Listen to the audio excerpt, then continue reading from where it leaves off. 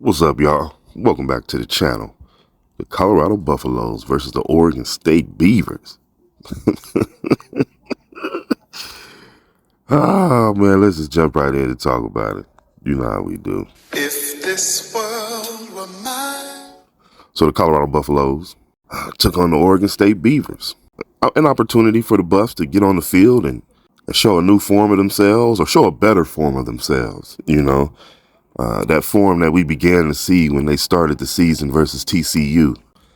So with the play calling change, Pat Shermer, I don't know if he was a former quarterback or a former offensive lineman. I know I said in my preview video that he was a quarterback way back in the day. I don't know. I don't know where I got that. I don't know if he was a quarterback or offensive lineman. But anyway, he has some sort of experience on the offensive side of the ball. Former NFL coach, all of those things. So safe to say that a lot of us were looking for a good positive change. Someone who knows how to use pieces on the board. Well, look, we watched the game. It was a lot of the same. Calling plays in succession where you're asking the offensive line to do what they haven't been able to do. I don't see how that's even possible to fathom.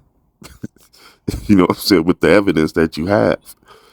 And then when you're running the quick plays, you're running the swing outs to Edwards, you're running the slants to Weaver, you're running the hitches to Hunter towards the end of the game, and he turns it up the field for a touchdown.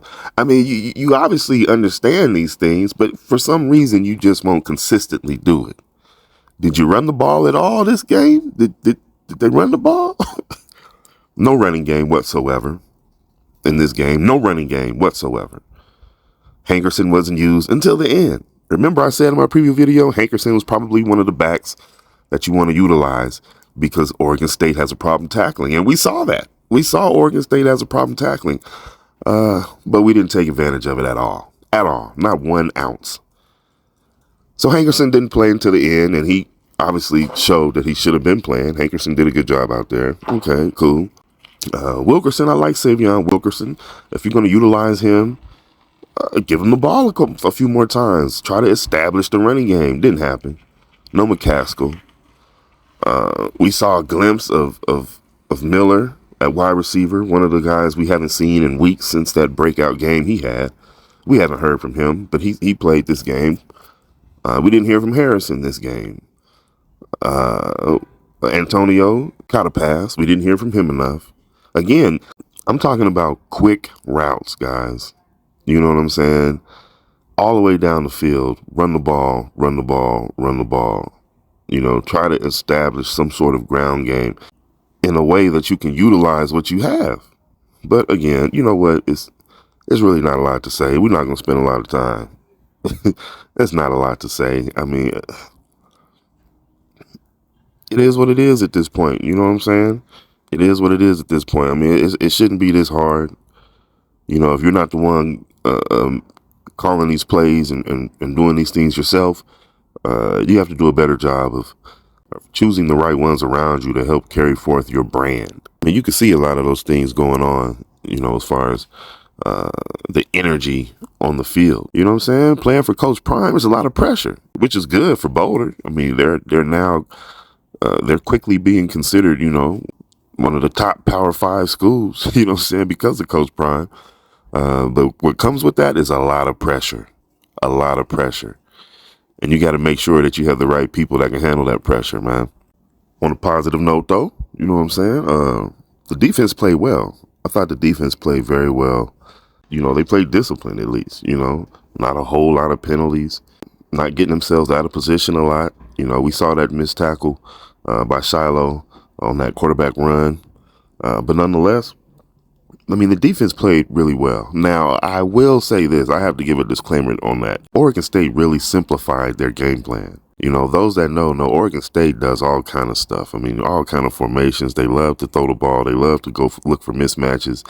They love to get you looking at the wrong side of the field. They love to do all those things. They ran the ball a lot this game, and a lot of it had to do with the defense Colorado was in, the 2 safeties. They didn't want to challenge that Colorado secondary a whole lot, and that's a lot of respect to that Colorado defense as far as that secondary is concerned. We know that there's a lot of respect to them. They didn't want to challenge them a lot, especially with the two safety look. So they ran the ball, and they ran the ball effectively. They did a really good job simplifying that game plan and sticking to the run and taking what CU gave them. And CU definitely was prepared for Oregon State to throw the ball more. But they did a good job countering that with the run. Again, I've said this. It's chess, not checkers. That's what you're supposed to do. You don't come out there and do what they're ready for, what they're expecting you to do, when you have the ability to do something else. Luckily for Oregon, they had the ability to do something else. They got a good running back. They have some good linemen. They have one or two of the best linemen in the country, maybe. One or two. You know what I'm saying? But nonetheless, they know how to utilize what they have, and they did that. You know what I'm saying? But CU's defense played well, and of course we saw some of that passion towards the end of the game on offense as they moved down the field. As Shador kind of got into Peter Parker modes, as far as dropping back into the pocket. Earlier in the game, he's dropping back 10, 15 yards, it seems like. As soon as he hiked the ball, he's dropping way back. So you're already getting yourself out of your protection angles anyway. You know what I'm saying? You're already helping the defense anyway, dropping that far back because, again, he's scared. He has no faith in the line. Later in the game, in that fourth quarter, when he started dropping back, if you notice, he's dropping back, getting in almost like a karate stance, a taekwondo stance or something, ready to protect himself, ready to dodge and evade. He wasn't even just kind of sitting back there looking down the field. He's looking at where the linemen are at and then noticing where his receivers are at. Once he's realizing that he has enough time to get the throw off. That's kind of how he looked in that fourth quarter, but he did what he had to do. That's something I would have looked forward to seeing that whole game. Like, you know what you got, man.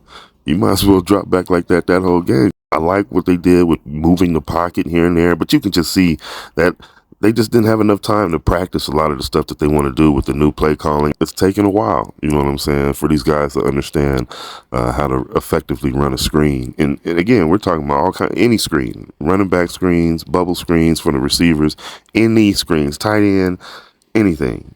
You know what I'm saying? They're just not effective at executing those types of plays right now. That was an issue. You can tell Shador was deflated. You can tell Shador wasn't too excited to be out there. So we'll see moving forward, for the remainder of this season. If Coach Prime decides to give his backup quarterback some, or what, some opportunity. We'll see what we have to look forward to up in Boulder.